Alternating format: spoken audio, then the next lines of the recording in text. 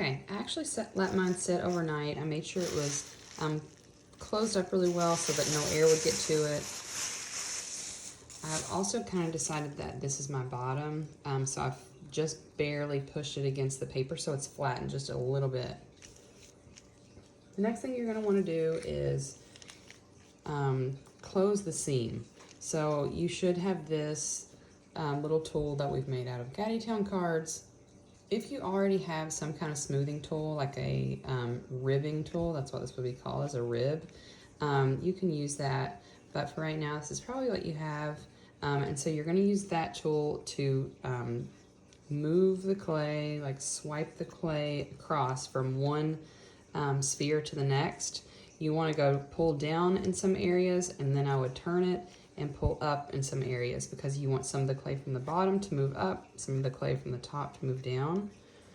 And you really, I'm being pretty firm with it because I really don't want there to be an area where I can see the seam at all. So you're going to do that all the way around, and you want to kind of look at it in the light, and if you can see the seam, you need to do it a little bit more.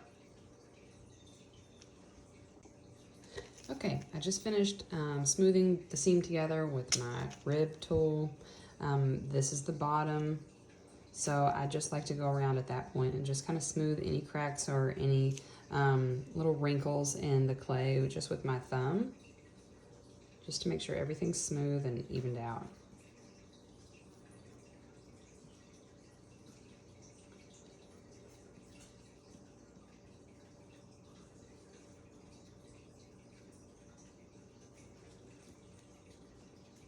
Okay. All right, so now you get to decide what shape you want your pumpkin to be. I like to go ahead and make sure it's round, and then I know that the stem is going to come out of the top, so I'm going to press down a little bit. I want to flatten my pumpkin some, and then I'll press down more in the middle so that my stem can have a little home.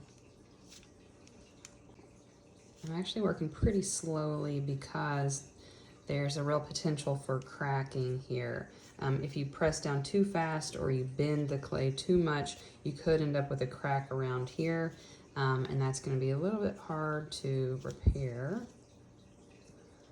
So press down and then turn it to the side and then decide what it looks like. I think right now mine kind of looks like an apple, so I'm going to shape mine just a little bit more.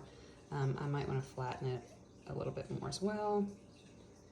Remember, in the end, you're going to trace some kind of circle about 2 inches and cut out the bottom, so that way you can put a tea light up through the middle and the light will shine through your jack-o'-lantern face.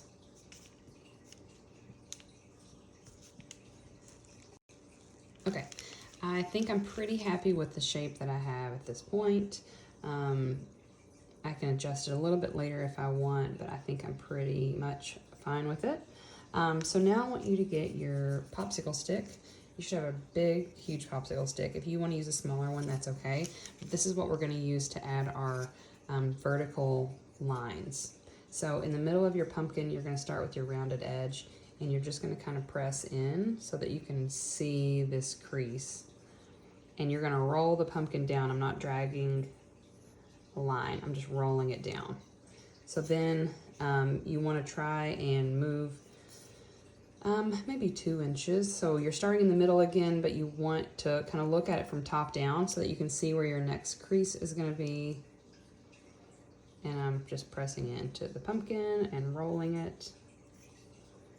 And so this is kind of my standard for all of my lines. So I'm going to look at it every time and try to make sure I start in the middle and then roll it down just about the same distance. So I'm rolling it straight down to the middle. So you'll do that all the way around. Okay, so I finished going all the way around, and I should remind you guys to take off rings. I've been leaving mine on just because I forgot, and I keep getting these little marks that I have to go back and repair. So I wanted to remind you that in real life, your pumpkin, a real pumpkin, won't have exactly the same distance between all of its lines. So I grabbed these, my kids have been decorating, but here are the pumpkins from the top. both very different. This one, you can see the lines, but they're not pressed in that hard. This one you can see the vertical lines a lot easier. And then if you look at their profile, this one's a lot more round. This one's a lot more flat and wide. So they're not going to be perfect spheres, and you don't want them to exactly be perfect spheres. It's okay to have some variance. All right, the next step is going to be to go ahead and smooth out some of these lines. So a real pumpkin, should look more like a crease instead of a cutout line. So for this, you might find a tool around the house, but for me, I'm just using my finger, and I'm just dragging it along that line. You can use your thumb or your index finger. If you have long nails, this is a little bit harder because you'll get that long nail crease or line. So I like to just kind of trace the line with my finger and then try to smooth it out. That way you get more of the indentation and not so much a stripe. So I'm going to go ahead and do that all the way around. I will also say I'm getting little pieces on my fingers from dragging the clay and dried pieces of clay. You can just kind of rub your fingers together and get that off, or you can get a wet washcloth and use that to kind of clean your fingers along the way. So I'm going to go ahead and finish this all the way around. Okay, I am on to my very last vertical line, and I wanted to share some tips. One is, like I said, I've got a wet washcloth and I'm kind of cleaning my fingers in between so that I'm getting smoother lines because I don't have dried clay on my fingers. The other thing is, this is still very wet clay. It's called plastic when it's this wet and fresh. We just started this very recently, and so your clay should be really moist and very easy to work with. So because it is still very plastic, you need to make sure that you're supporting it when you're doing these lines. I'm dragging the lines out with my finger, but I'm also kind of holding and giving it some resistance with my other finger so that the clay doesn't collapse. Also, if you only drag all of your lines down, you're probably going to smash your pumpkin a little bit. So sometimes I'm dragging my finger down, and then once I get to the edge, I'm pulling the clay up. So that keeps the shape a little bit better and also blends your clay together a little bit better as well. For me, it's a little bit easier to work around the top and then go finish everything out at the bottom. So I still have a few to finish at the bottom, but that was a little easier for me. Some of you all might have Lazy Susans at home, just like a little plastic tray that rotates. If you have that, it's really nice to use to work your clay work with that and spin your clay around. If you don't have that, you can always just use your hand like me.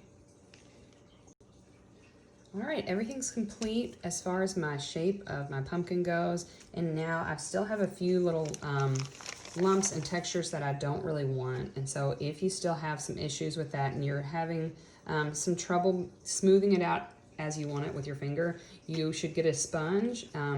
Make sure that it's damp. So I ran it underwater and I squeezed out all of the moisture that I could, the water that I could. And now I'm gonna go along the pumpkin and I'm just gonna go work up and down and make sure that you just don't have too much water. You definitely don't want it to be dripping. But if you do this, it's gonna smooth out the outside and it's gonna give it a really nice texture. Next, we're gonna add a coil to the top to make the stem. So don't forget that in real life, stems look different. You might have a stem that's more straight and short, or you might have one that's more of a curlicue and really thin. So you get to decide what you want your stem to look like. I just pinched off some of the clay from the package, sealed the package up really well, and then you kind of want to shape it into a coil. So a coil just looks like a snake, like a long roll of clay. So when you roll out a coil, you want really flat hands, and you just start rolling back and forth. And if you want the coil to be thinner, you're going to kind of pull your hands away from each other. So as I roll, my hands are going to separate more and more. If you just do it like this, sometimes you can end up with a coil that looks like this. And so that's why it's really important to use your entire hand. So if that happens to you, shape it back into a coil.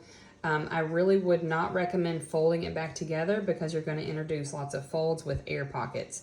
So Start with 2 hands and roll the whole length of your hand and kind of pull your hands apart from each other as you make your coil. So you want to make sure there's a full rotation. That way you avoid getting that oval shape. Okay, so this is if I wanted a longer, skinny stem. So I think that I want mine to be about this long. So you'll just pinch off the excess. If you wanted a thicker stem, make sure you don't roll it out as much. So I'm gonna flatten the bottom. I want it to look like this.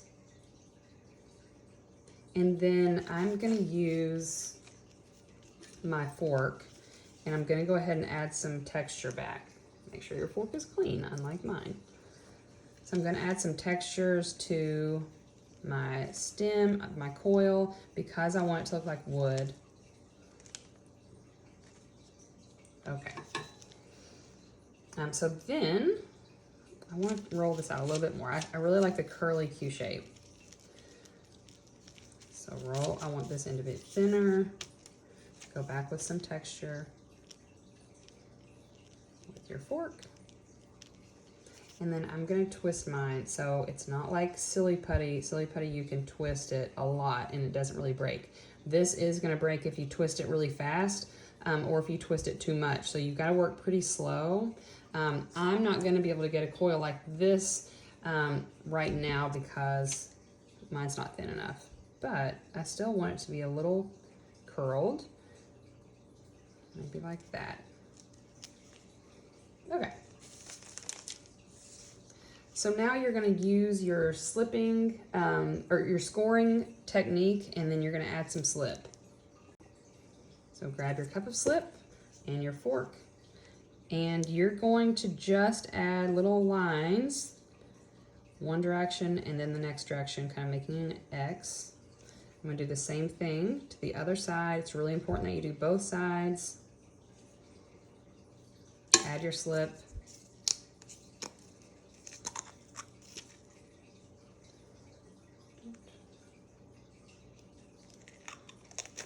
And then attach. So you really, you want to press it down to where it's got a really good connection, and you kind of push the air bubbles apart so that it really seals and it's kind of glued together. I'm getting some cracks in my stem. That's okay, just smooth them out. So you don't want to press down so hard that you collapse your entire pumpkin, but you want to press down hard enough to where everything is stuck. Okay, so ta-da! So I'm working slowly, and I am actually getting closer to the roll that I want it to look like. I really wanted it to be more of a curly Q. So I am getting closer, but I'm just making really small movements. That way the clay can kind of adjust itself, and then you twist it again, it adjusts itself, twist again. If you do it all at once, it's not pretty. Okay, if you have a brush, what you can do is you can go ahead and kind of smooth out some of that slip. If you don't have a brush, that's okay. I would wait for it to dry a little more, and then you can smooth it out with your finger. All right, so I've let it set for a couple minutes, and now I want to add one more little coil just around the connection. So the reason for doing that is, here's my little coil. I used my fingers, kind of separated my hands as I made my coil. The reason for doing that is that you want to make this a really solid connection from one separate piece to the next. And if you look at pumpkins, it does look like it attaches with a wider base, whereas mine, it just kind of looks like it's just been planted on there. So I'm gonna get my tiny coil and just go around the base, just like that, and then just kind of pinch off the end. And so now you can either use a popsicle stick or your finger. I'm wiping mine off on my wet paper towel over here, or your finger to just kind of smear the two pieces together. So I'm kind of pressing down and dragging the coil out, and then here in a second I'll press and drag the coil up the base. So this is just giving it a really secure base, and it's making it look a little bit more realistic. I think that this popsicle stick is a little bit too big. So if you have a smaller popsicle stick in your house, you can use that, or it's just fine to use your finger. So I've smoothed all of the coil down onto the pumpkin and back up into here. And so I also wanted to add in some more texture because as I smoothed it out, I feel like I lost some of those lines. So I'm actually just going to use a pencil and I'm going to add some of those textures back. You could use a pencil or you could also use the end of a paper clip. You could use maybe the pointy end of a paintbrush. You could go back to the fork, whatever you want to use to add some texture back in if you've lost some. As you're adding texture, it is really easy to get these little scrapes. I'm trying to get a few. You'll have little scrapes that stick out a little too far. Here we go. So if you have a situation where you have clay that looks like this, it might seem like not that big a deal, but it is going to be a big deal later when we fire these, and that's my hope, is that we can fire them. If you have a little piece of clay sticking out like that, I would use your finger to kind of tap it back down, or you could use a damp sponge again. If you have little pieces, little balls that kind of stick up, once it's fired, it's really, really sharp. So if somebody kind of rubbed their finger against that, imagine it would just be like a little tiny piece of glass on the side. So make sure if you have any sharp spots, tap it down with your fingers or use that wet sponge.